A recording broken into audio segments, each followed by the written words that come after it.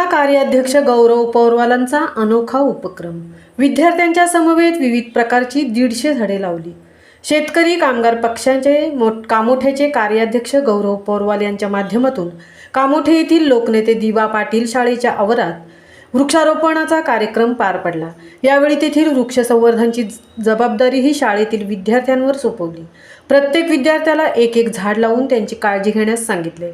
सध्याच्या बदलत्या जीवनशैलीत वृक्षांच्या संरक्षणाची व वृक्षारोपणाची जबाबदारी सर्वांनीच घेतली पाहिजे। तसेच पर्यावरणाचे संरक्षण हे पुढील पिढीला समजावे या उद्देशाने वृक्षारोपण करण्यात आल्याची माहिती गौरव पौरवाल यांनी माध्यमांशी बोलताना सांगितले। तापमान बदलांमुळे वृक्षांचे महत्त्व, पर्यावरण संवर्धन याविषयी जाणून घेण्याची आणि प्रत्यक्ष अनुभव घेण्याची संधी विद्यार्थ्यांना मिळाली आणि यावेळी आंबा, चिंच, जांभूळ, करंज, साग, अशोक, आवळा या प्रकारची 100 झाडे लावण्यात आली। या कार्यक्रमात शाळेतील विद्यार्थ्यांनी मोठ्या संख्येने सहभाग घेतला। याविषयी माजी आमदार बाळा पाटील यांनी विद्यार्थ्यांना मार्गदर्शन केले। शेका पक्षाच्या माध्यमातून समाज उपयोगी उपक्रम होत असून विद्यार्थ्यांना भविष्यात फायदा होत असल्याने पालक वर्गाकडून देखील उपक्रमाचे कौतुक केले जात आहे।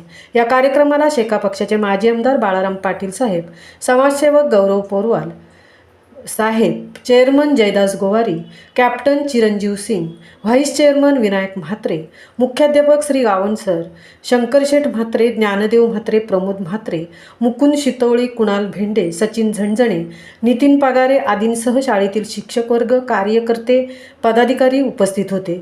महामुंबईसह संजय कदम, पनवेल।